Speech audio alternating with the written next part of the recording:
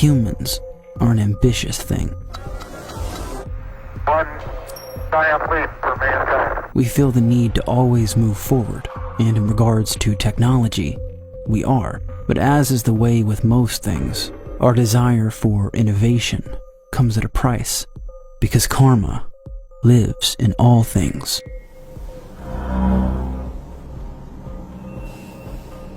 These environmental injustices are protested by the world, rightfully so. But what if another form of pollution existed that was invisible to us? Would it be more difficult to notice its effects? Would enough people care before it was seemingly too late?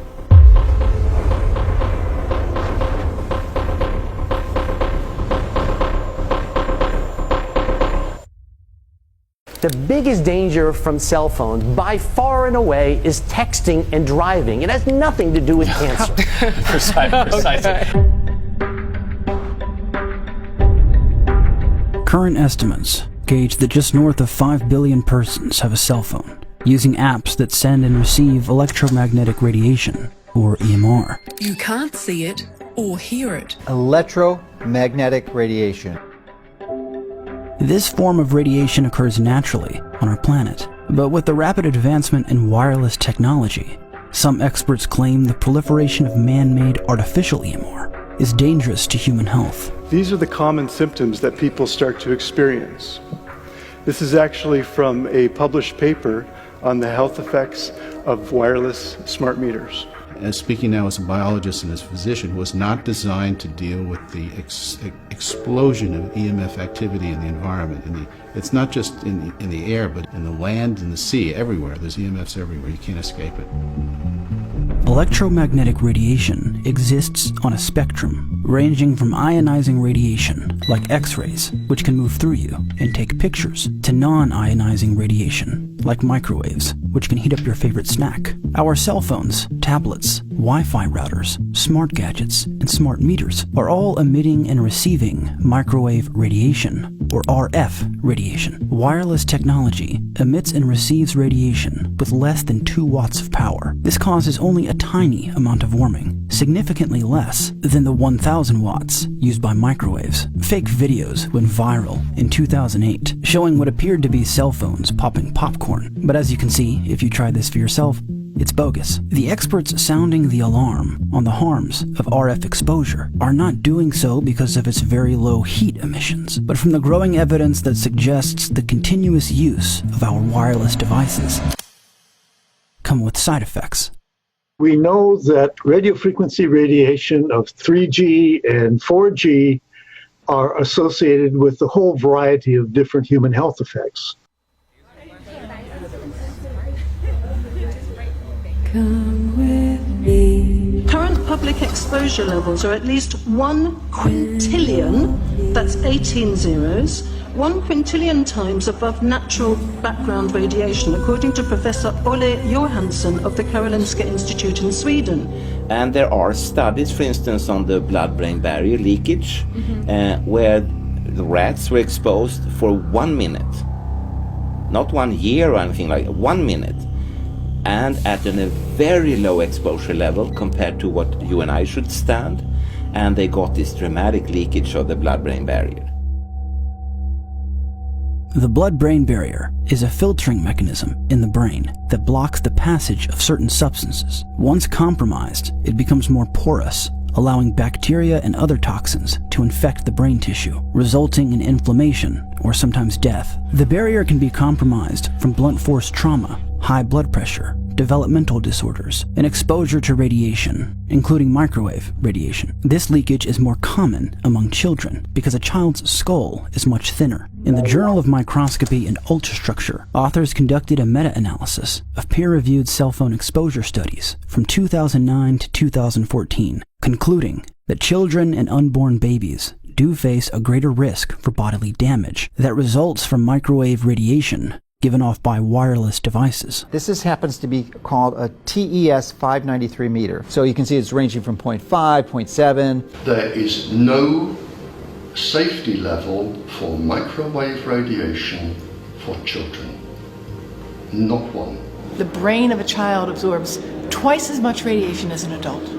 That's a stunning fact. Okay, folks, 100 times higher than what I'm calling. An increasing number of countries around the world are banning the use of Wi-Fi in schools. In Israel, as well as France, as well as Belgium and Taiwan, there's an active government program to discourage the use of mobile devices by young children. Now it's in airplane mode, so I feel okay just to show you this. Why? Why would you ever do this to yourself? The cell phone radiation gets all the way through into the eyes of a child age 6 that might have a phone next to their brain. The consequences, remember, that brain is not protected with myelin, and therefore the exposures of anything to it are going to have a greater impact. The Education Department says it follows world guidelines on Wi-Fi and advises schools to limit children's exposure. You are putting it over here. This is called the temporal portion of your skull. Dr. David Carpenter is a world-renowned expert in environmental toxins in Albany, New York. The weight of the evidence demonstrates clearly that exposure to radiofrequency radiation causes disease. The evidence is strongest for cancer. The thinnest bone in your body, which gives the most likelihood that that radiation is going to penetrate into your brain. And if you're a child, that bone is even thinner. This is why this is a really serious issue in children. There's a new world coming, and it's just around the bend.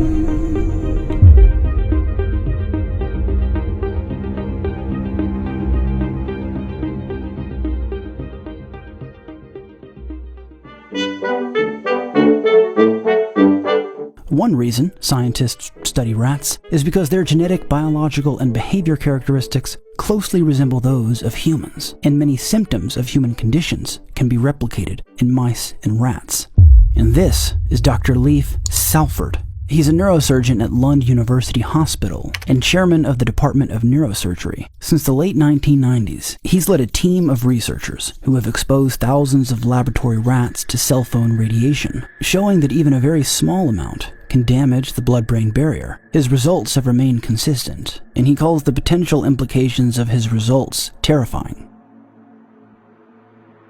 We learned that the rats that had the lowest energy levels, not 1 watt per kilo, not 100 milliwatts per kilo, not even 10 milliwatts per kilo, but 1 milliwatt per kilo, and even 0.1 milliwatt per kilo, are those energies that open the blood-brain barrier most efficiently.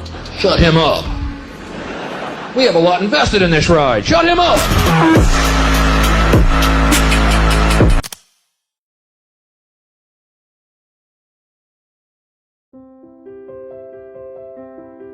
Many ask, however, if cell phones are damaging the blood-brain barrier, why haven't we seen a rise in brain tumors or brain cancer? Since 1980s, when cell phones started to come out, till today, there's no change in the incidence of brain cancer in the United States, in Australia, in Europe. All of them, there were studies done showing no real difference.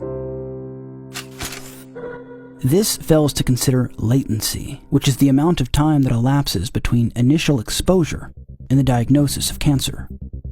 From studies of the Hiroshima bombing, we know that brain cancer did not show up at all as increased until 40 years after that bombing occurred. If there was a real hazard out there, but it could be another 15 years before we see it, think about the billions of people who are being exposed to cell phone RF on a regular basis. We can't undo that exposure.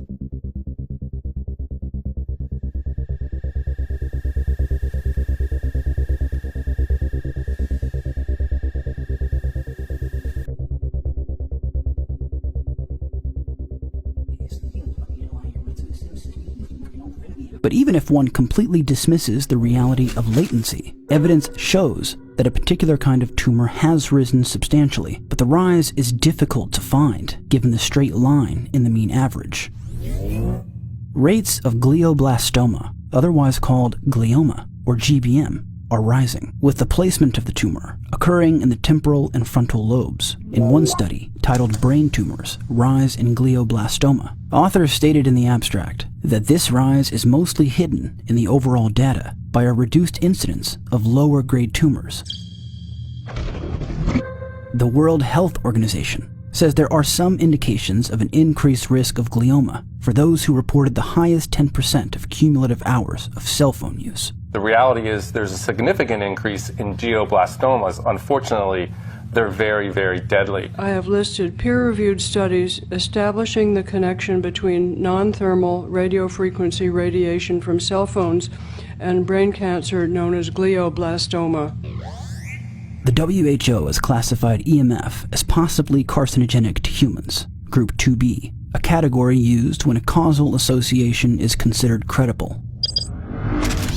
A study in Sweden, published by Environmental Research and Public Health, reported that brain tumors increased from 2007 to 2015, saying the use of wireless phones should be considered in relation to the change of incidence rates. According to the Journal of Environmental Health, long-term mobile phone use shows an almost doubling of the risk of head tumors. And the Journal of Environmental Research states that long-term use of mobile phones shows a decreased survival of glioma patients, claiming that RF exposure should be regarded as a human carcinogen.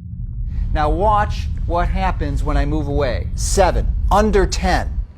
So just by moving the distance 2 or 3 feet, you're reducing the radiation by 90%. One might be thinking, however, that these studies are correlation-causation fallacies. Just because there's a rise in glioblastomas doesn't mean it's because of our cell phones. But in 2016, findings from a massive $30 million study by the National Toxicology Program were made public. A major U.S. government study on rats finds a link between cell phones and cancer. Very first government study linking the radiation from cell phones to cancer. 2-decade, $30 million federal study out today found there is some evidence of a link between cell phone radiation and brain cancer. The study was led by Dr. David McCormick at the Illinois Institute of Technology, where they exposed rats to the same radiation emitted from cell phones. If this study had found no effects at all, then we could much more easily dismiss previous studies linking long-term cell phone use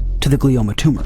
But that's not what happened. And then they found a link to 2 types of tumors? Right, gliomas and schwannomas. Bocock's brain, the top quarter responsible for body balance, has had to be removed after surgeons found this vast tumor right where he held the phone. NTP uses 4 categories to summarize the evidence that a substance may cause cancer: no evidence, equivocal evidence, some evidence, and clear evidence. They found clear evidence of glioma tumors. This supports earlier findings associating gliomas with long-term exposure to RF radiation from cell phones. These results are quite important because the incidence of the brain tumors and the schwannomas of the heart support that IR conclusion based on gliomas and acoustic neuromas among long-term cell phone users. Some argue, however, that the levels used in this study were much higher than those we're ever exposed to. But this rebuke has been largely overblown. Our studies are designed specifically to mimic the human exposure scenario. The NTP studies are looking at exposures for 10 hours a day. There's heavy cell phone users that may approach the 10-hour mark. That may be excessive, but it allows us to fully investigate whether or not there is an effect of cell phone frequency radiation. Many who say this study's RF levels were much higher than what we've ever been exposed to might not be considering a variety of factors. For instance, have you ever had poor cell reception? A new study shows that using your cell phone in certain areas can increase your exposure to radiation by 10,000 times. Scientists at the California Department of Public Health showed the lower your cell phone reception is, especially if it's very low, the higher the radiation. With a weak signal, what happens is your phone puts out a lot more radiation to make the connection with the cell tower. So this would strongly urge people that people should not use cell phones in elevators or moving vehicles or on public transit, because not only are you exposing yourself to very high levels of cell phone radiation. You're exposing all those people near you. Also, what happens when my house has smart meters just outside of it, and I'm inside using my phone while also watching a smart TV with my router in the same room, and my tablet, which I'm not using but is still on, and sending and receiving radio frequency waves to the tower outside my neighborhood 900 times a second, and which usually holds 2 to 5 antennas inside of it, is right next to me. Haven't you ever tried to sign onto your Wi-Fi only to notice multiple other accounts pop up? Those are also adding higher levels of EMF on top of everything else that was just mentioned. In normal mode, my iPhone registered 286 millivolts per meter. But watch what happens when I turn on the Bluetooth, Wi-Fi, and make a phone call. Now the RF radiation jumps to a high reading of nearly 6 volts per meter. Compared to 286 millivolts, that's 20 times more radiation. Your level of exposure also depends on where you live. This graph is a country comparison of RF exposure guidelines set by the government, measured in microwatts per centimeter. As you'll notice, Salzburg, Liechtenstein, Bulgaria, and Luxembourg are all below 3 microwatts per centimeter. Switzerland uses 4.25 for schools and hospitals and 9.5 for the general public. China's limit is set at 10. And in the good old US of A,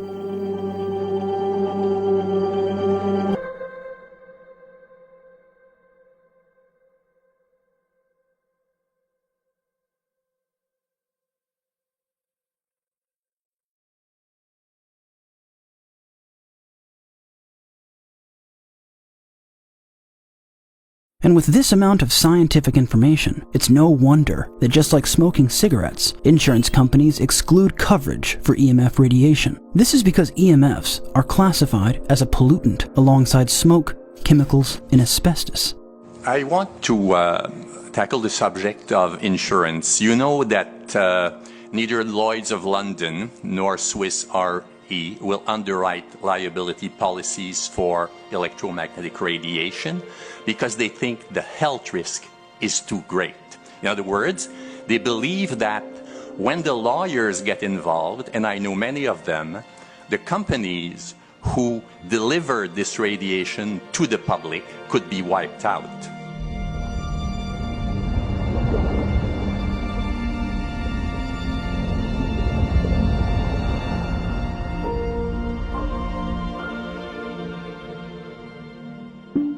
How many of you know that 1 in 6 American couples is unable to have a child when they want to? How many of you know that last year the birth rate in this country dropped the most that it ever has in recent history, 3% in a single year?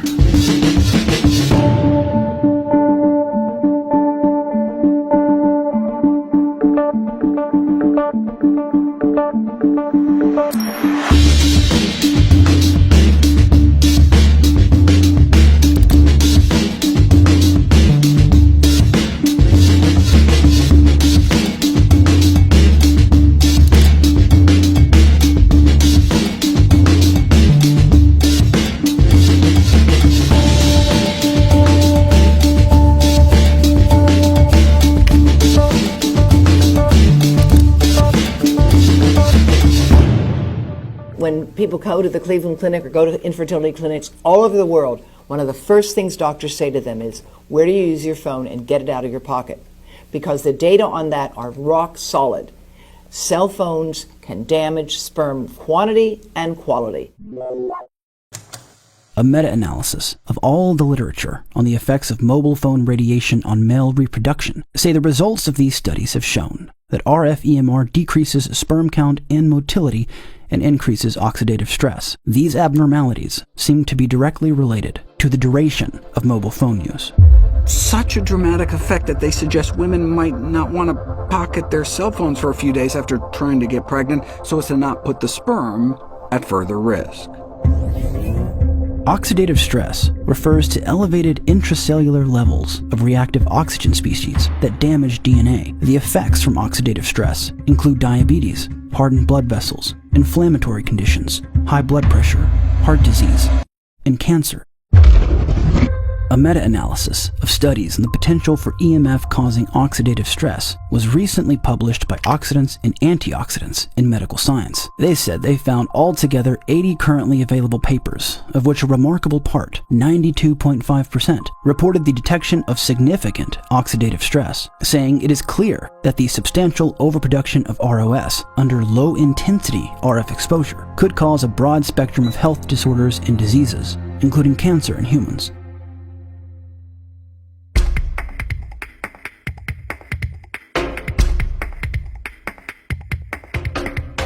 There are studies that present another side to the story, but they're often funded by industry and misleading. A great example is a recent study from Australia, managed by Ken and Croft, who found no rise in glioma tumors associated with a rise in cell phone use. But they omitted every tumor diagnosis from those who were 60 years old and older.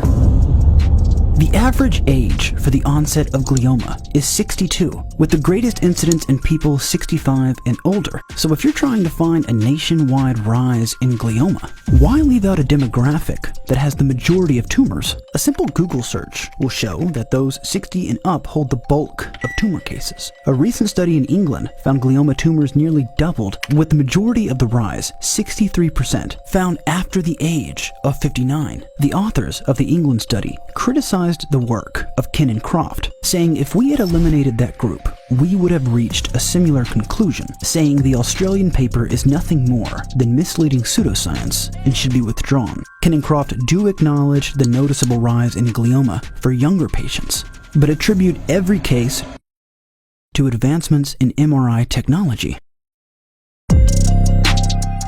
Unlike the research I just mentioned, most of which were independent, the Australian study was funded by the National Health and Research Council, a federal government agency who have been criticized by many in the scientific community for having lobbyists and proponents on their committees. And in one instance, lobbyists and proponents made up a 2/3 majority on the committee.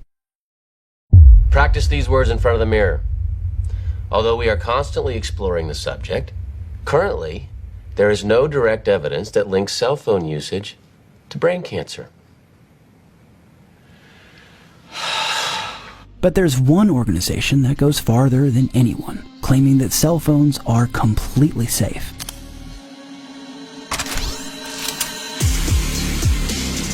The leaders and high members of the FCC have been a revolving door of lobbyists for Big Teleco. NCTA and CTIA are the largest telecom lobbying groups in the US. It's their job to ensure the public continues to believe their wireless products are safe for everyone. Former FCC Chairman Michael Powell was and still is president of NCTA. In 2009, Meredith Atwell Baker was brought onto the FCC board. She was then and still is Chief Executive Officer of CTIA, which recently spent 3 times the amount than Sprint did on lobbying expenses, and is currently battling Berkeley in the Supreme Court over the city's new right to know law. You'll find an RF exposure warning in most cell phones, but city leaders here in Berkeley want a warning like this posted inside cell phone stores. This proposal would irresponsibly alarm consumers into questioning the safety of cell phones. I love my iPhone. I just know not to hold it to my head or to my body. Most cell phones have a warning in them that say to hold the phone away from your body to avoid radio frequency exposure, but most of us don't know about this warning. And tonight, the Berkeley City Council decided you have a right to know, and people in Berkeley will be told when they buy a phone. The good news is the city listened.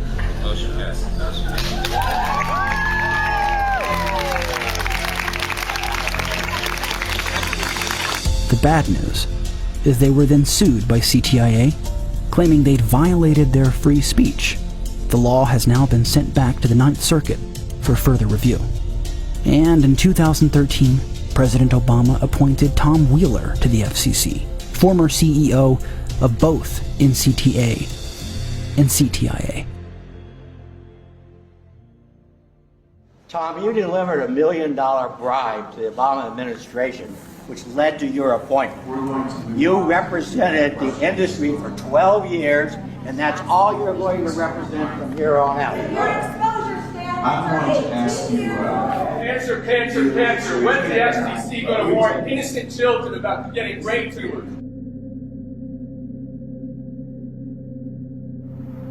Being able to set standards at acceptable safety levels. We have historically done that. We will continue to do that. We need to speed the deployment of 5G here on our shores. Turning innovators loose is far preferable to expecting committees and regulators to define the future. We won't wait for the standards. You got me in chains. You got me in chains for your love. Rule number one is that the technology should drive the policy rather than the policy drive the technology. American leadership in 5G must be a national priority. President Donald Trump has named Ajit Pai, one of the current members of the Federal Communications Commission, to head the agency. Commissioner Pai, can't you see? Americans want net neutrality! 85% of Republican voters want net neutrality! Stop representing telecom! Trump appointed, who is still chairman of the FCC today, radical free market addict Ajit Pai. When it came to repealing net neutrality, Ajit claimed the government had no place in the private sector. It's very odd to say that getting the government out of the business of regulating the internet is somehow destroying free speech. But suddenly, for 5G, not only is the government necessary, it's a requirement. We want America to lead the world in 5G just as we led the world in 4G. That, of course, takes private sector initiative, but also requires government to set the stage in terms of getting the tools for the industry to use out there into the marketplace. Ajit is playing the same role as his predecessor, claiming the 5G rollout is a global race. And I've said yesterday and many times that I want the United States to be the leader in terms of 5G innovation. He and the FCC have devised what they call the 5G Fast Plan. 5G Fast Plan, facilitating America's superiority in 5G technology. Intending to blanket the entire country with 5G small cells every 2 to 10 homes.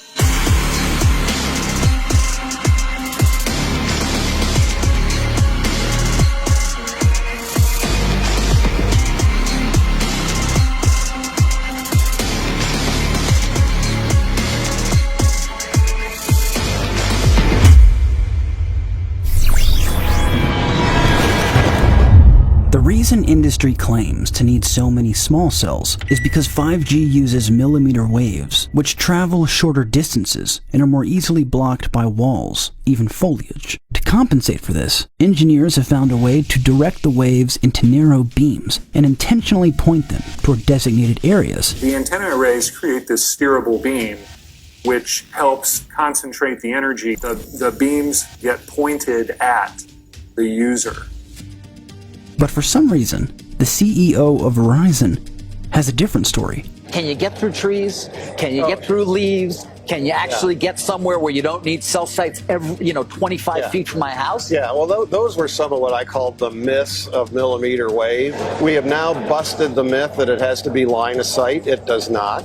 We've busted the myth that foliage will shut it down. In the 200 feet from a home, we're now designing the network for over 2,000 feet from transmitter to receiver. Well, myth or otherwise, small cells are still continuing to be built across the country, and they're a bit closer than 2,000 feet. Well, hundreds of concerned homeowners in Montgomery County, they don't like this proposal. The residents say they were never told that it was happening. I said, how could the town permit this? She and Woodbury neighbors fuming over the placement of 22 cell repeaters for Verizon in front of homes on what's technically public property without notice or compensation.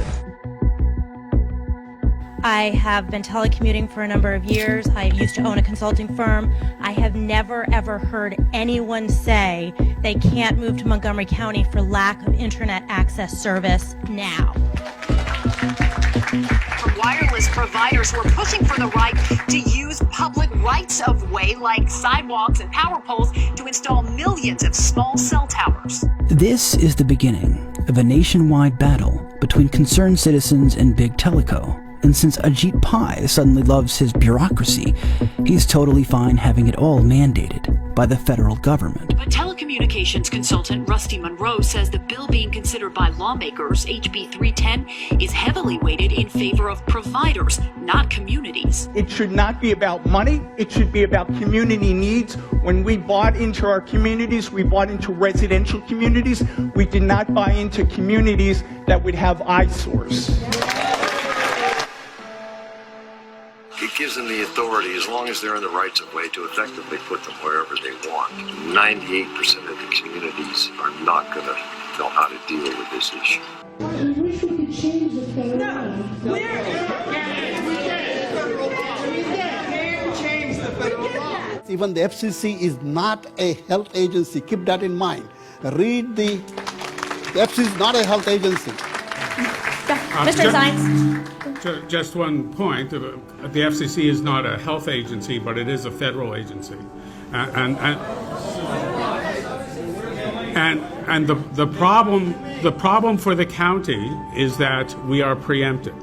The council members would like to protect the community as much as we can, but federal law does preempt county law. Well, you can say it's not true. This stuff is untested on kids. Their safety is not certain. These untested technologies are, at this time, not ready to be unleashed into our lives. If a tower goes up right there, what's going to happen to the value of that home? It could drop 20%. And not only for this house. Right, for that house, that house, that house. And then, pretty soon, you go around the curve and there's another cell tower. So, with few legal arguments to deny a cell tower, they're popping up outside bedroom windows and school campuses, despite objections from across the country. I believe that Americans deserve to know what the health effects are. I can certainly follow up with you, Senator. To my knowledge, there's no active studies being backed by industry today. No, I'm not aware of any. So there really is no research ongoing. We're kind of flying blind here, so far as health and safety is concerned. Thank you, Mr. Chairman. I know there's a convenience issue. I'm addicted to this stuff myself, right? But I also know that in Article 4, Section 51 of our Michigan Constitution, our primary concern is supposed to be the health of our citizens. Amen. That is supposed to be the primary concern. And,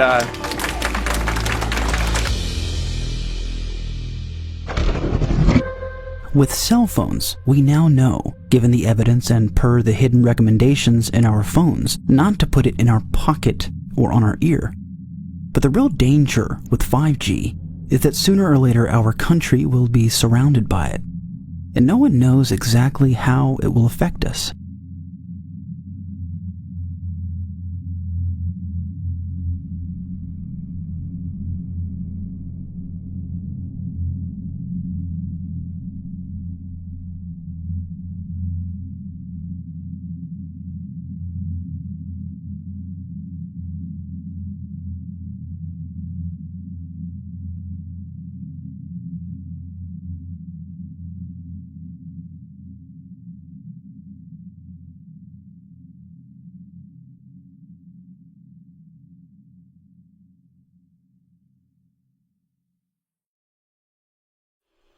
Something is killing the bees, that much is certain.